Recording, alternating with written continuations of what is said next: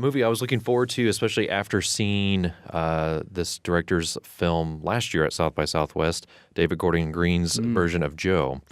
And, of course, the film I was talking about that I have talked about quite a few times here on the show is Prince Avalanche, which, of course, was eventually brought to the cinema and, of course, is still available via Netflix Instant Watch. So if you have not seen that film, I do highly recommend it. This is an adaptation of a Larry Brown novel that David had basically a working relationship sort of with people that knew Larry, or I think he may have actually known Larry himself. And so essentially a script sort of got around to the point where he got his hands on it and he immediately said, I want to make this movie. I will say there are a lot of elements in this movie that do remind me of some of the emotional strings that he sort of wove through Prince Avalanche. This movie stars Nicolas Cage in a sort of film that kind of showcases Nicolas Cage not playing Nicolas Cage. It does seem like he's playing a normal person that isn't so normal, I guess, if that makes any sense whatsoever. No, it does. It just doesn't feel like he's playing sort of some caricature. It just feels like this person could really exist in the situation that he's presented in. This does take place, I believe, in South Texas, so it's kind of that, again, sort of another Texas-themed film for David Gordon Green. Also, Ty Sheridan is in this movie. You would recognize him immediately if you saw Mud. Yes, it was excellent. Yeah, Last year, South by Southwest as well. Yeah, he was amazing in that film, of course. He was also in Tree of Life, which I totally forgot about until they mentioned that at the end. He had really long hair at the Q&A, which, like, freaked me out. He had, like, this hoodie and this really long hair, and I don't know if that's, like, for a role or if he's just like, screw it, I'm growing my hair out. It just was very strange, but he definitely has a lot of good things in his future. He's such a fine young actor, and in this movie, this is definitely the case. A brief, quick sort of synopsis of the film. Nicolas Cage plays sort of this. He's not really like down on his luck, but he definitely. He's seen a few things. Yeah, he's hard living. He's got a temper. He is able to get away with basically leading the police on chases and then punching them and then being like, Joe, you're so funny. Like it makes it like on paper it shouldn't make any sense, but Nicholas just plays it in such a smooth manner. You do learn that. I mean, he did serve time, so he's kind of this ex-con. The police definitely know him. He's got this relationship with a local sheriff that is very relaxed, which is kind of strange. And he leads this group of men who you learn that they are essentially poisoning trees so that the tree company can come in and cut the trees down, because the reasoning is that, well, we can't cut these trees down because there's nothing wrong with them.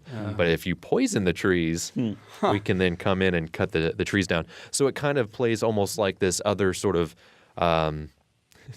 this other character, the force that these guys are working in, much like Prince Avalanche played a character in the film. You do sort of, in Prince Avalanche, you never really sort of leave the forest, whereas in Joe, it's just kind of a secondary sort of environment. You do sort of float between a couple different places, including the home of Joe, which he spends lots of time in drinking and being, with ladies of the evening. You do get that. This is definitely an edgier David Gordon Green film. It's not as necessarily lighthearted as his last.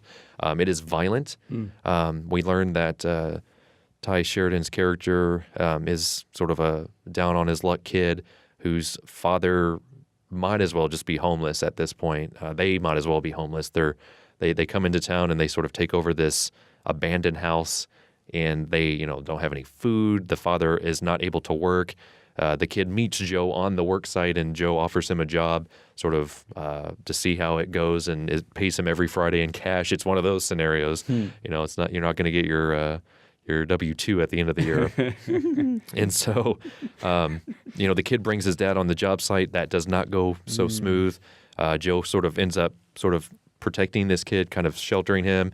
Would not be a foster parent, but does become one. Sort of looks after this kid, realizes that there's a lot of good in this kid that Joe himself didn't have in his life, sees that this kid has a future and tries to do everything in his power to protect him. And then it sort of comes to a point where Joe has to make a decision to really sacrifice his life and his sort of world and sort of what good he's able to develop after all of his sort of life experiences, so that this kid can sort of have opportunities himself. Because you just learn that this kid has nothing good going for him outside of just trying to take care of his mom and his sister, and then ultimately still trying to take care of his dad, despite his dad being a very severe alcoholic that does very bad things in this movie. So it's such a tragic movie, but it's also very beautiful.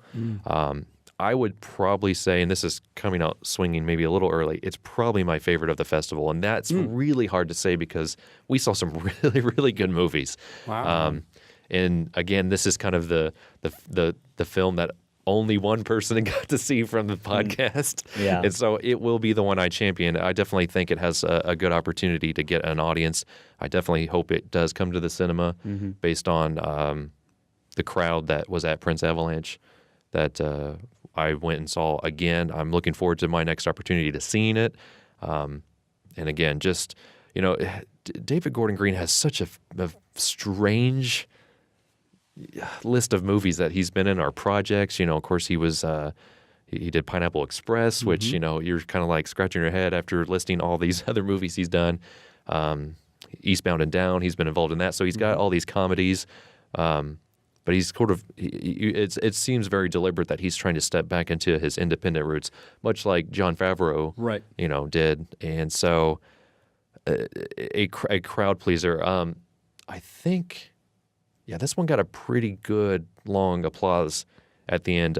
Nicolas Cage and Ty Sheridan and the director were all there for the film. I was about 15 feet from Nicolas Cage, which is a very surreal feeling. He was there to watch the movie, right in the middle of the theater, which I thought was a very brave thing. But it's Nicolas Cage. He probably, he can probably just think at people and they stop doing whatever they're doing. Exactly. And he seemed very enthusiastic about the film. He mentioned that he essentially took about a year off from making movies and waiting for a script to come his way to sort of shoot. I do believe that because it does seem like his I'll be in anything attitude has slowed down a little bit. Yeah. I do try to keep up with his career because he makes so many random movies and some of them are just very strange choices. But this one, I'm glad he kind of took that route, sort of waiting for the next project to come in his lap.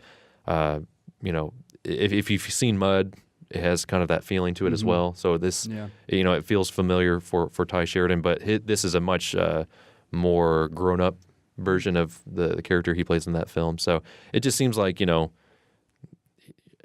don't know. It's like I can't comment enough about how much I enjoyed this movie.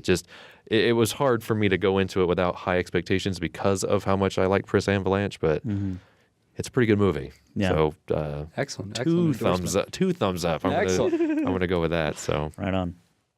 A Place for Film is recorded at WFIU Studios in Bloomington, Indiana.